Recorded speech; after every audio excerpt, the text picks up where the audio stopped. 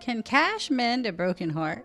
Before pricey and sparkly rocks kept men invested in matrimonial agreements, the threat of legal action did the job. They were called breach of promise lawsuits, and Texas had plenty.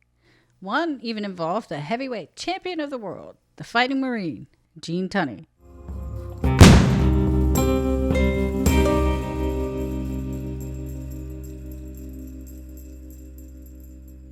Getting dumped isn't the end of the world, but it can definitely feel like it. As almost every human being can attest, heartache just sucks. But once upon a time, you could sue for damages to ease that pain. An engaged woman who didn't take the walk down the aisle could sue her former beau for breach of promise.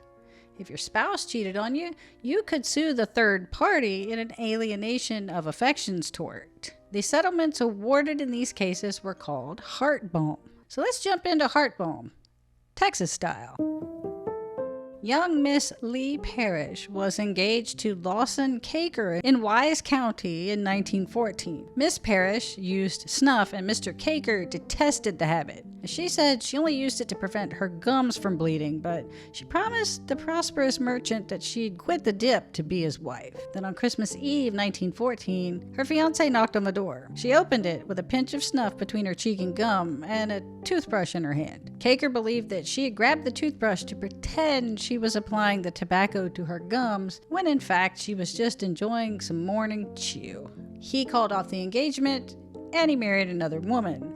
Miss Parrish hit back with a $50,000 lawsuit. When the case came up in a Decatur court, the jury found for Miss Parrish and awarded her $5,300, the largest sum ever awarded in Wise County up to that point. The county seized more than 200 acres of Caker's land to pay off the heart balm settlement. This stuff was serious. Then there was the tabloid love drama in the Panhandle in 1928 that made national headlines. Cattle rancher turned oil magnate James Wittenberg was 70 when he found himself on the receiving end of a salacious heart balm lawsuit. After his wife died, Wittenberg's grief drove him from their family ranch house, and he set up housekeeping at the Hotel Amarillo. It was there, the plaintiff claimed, that Mr. Wittenberg proposed to her in 1926, and then she never heard from him again. He was worth about $20 million, and she was suing him for $1 million of those dollars. The woman who brought the lawsuit was Caldonia Donnie Van Dever, a divorced mother of 6 in her 40s. She worked as a cook for the Wittenberg family for several years until Mr. Wittenberg quit the house and moved to the hotel. During the trial, some of her female acquaintances offered damning testimony that Donnie bragged that she was going to dress up all nice and spit sugar in the old man's ear to get him to marry her. Now, Donnie vehemently denied this, and Wittenberg denied that he ever knew her in any capacity other than as an employer. The jury wept openly when he spoke of his late wife of 50 years. They found that Donnie had never had a marriage proposal, and you can't have a breach without a promise, so they awarded her bupkis. Next is a rare tale of boy sues girl for heart balm. The year was 1919. Mr. Lynn Cole of Canada answered a singles ad placed by Annie Dinsmore of Dallas in a matrimonial magazine. Annie's ad was pretty blunt. She said she wasn't beautiful, but she wasn't horse-faced either. She wasn't rich, nor was she poor. She was just, ordinary and terribly lonely. She and Mr. Cole became pen pals. He told Annie that he owned vast timberlands in the wilds of Alberta, and then he came to Texas for a visit. But Annie didn't see a timber king. She saw a frumpy guy in dingy clothes. Mr. Cole saw Annie as a woman of 40 who owned a boarding house and a small ranch outside of town, and he wanted to marry her immediately. She politely declined. So Lynn Cole trudged back to the sawmill camp in Canada where he lived and worked, sold off all his possessions, and returned to Texas to try again. And Annie still said no. So the jilted Canadian sued her for $10,000, about $175,000 in today's money. This was just the third case of a man suing a woman for breach of promise in the U.S., but it was the second of its kind in Texas. The first such case in the country originated in Hays County. At the trial, a handful of their 400 love letters were entered into evidence.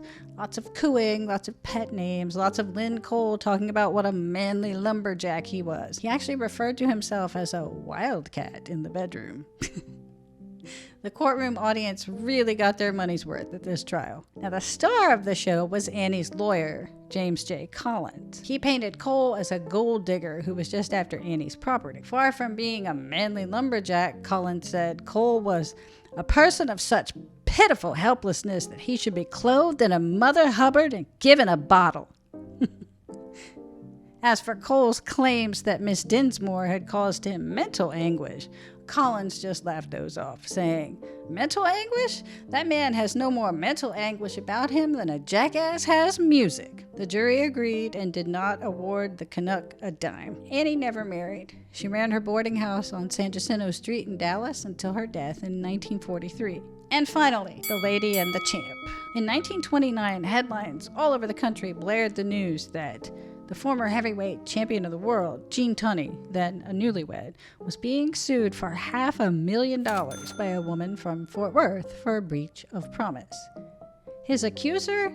Mrs. Catherine King Fogarty. She claimed that she met Tunney when he was training in Hot Springs, Arkansas in 1924, and she said he proposed to her. She divorced her husband, plumbing contractor John Fogarty, in 1925. The courts put a lien on two of Tunney's expensive Connecticut homes after the lawsuit was filed. The boxer, on his honeymoon at the time the news broke, just laughed it off as, blackmail. His attorneys alleged that Mrs. King threatened to make bad publicity for Tunney in the past, before his second bout with Jack Dempsey in 1927 and before his bout with Tom Heaney in 1928. She was paid various amounts of go-away money by Tunney's trainer before each of these fights, totaling about $35,000. The year before she filed the big lawsuit, Tunney's lawyers obtained a signed affidavit from Mrs. Fogarty, saying that she had no romantic claims whatsoever on the fighter. But still, she sued. Then after the headlines swirled and swirled and swirled for a few weeks, Mrs. King's ex-husband jumped into the ring and filed a lawsuit of his own. He sued Gene Tunney for another $500,000 for alienating the affections of his wife. Mr. King claimed his wife had run off to live with Tunney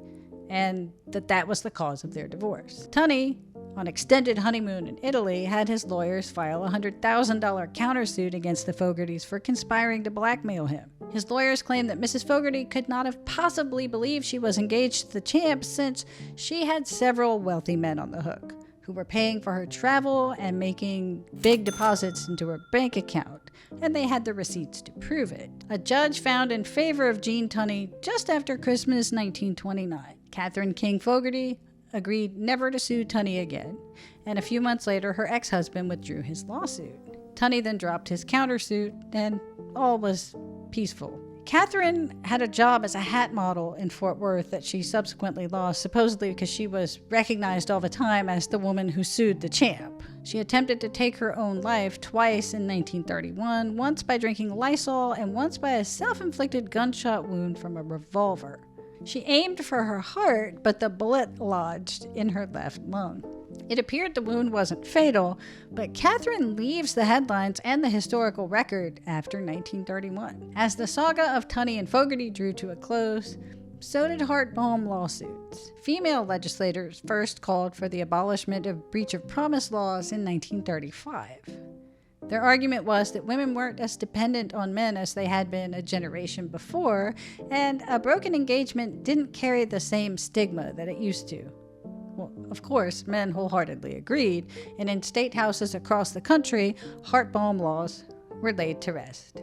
Today, only 8 states still allow heart balm suits, and Texas ain't one of them. So I want to know, what do y'all think of our litigants, especially the wannabe wildcat Canadian lumberjack and the girl who lost her beau because of her snuff addiction? Do you think expensive engagement rings are a good replacement for the ability to sue? Spill your guts down in the comments. Until next time, God in Texas, y'all.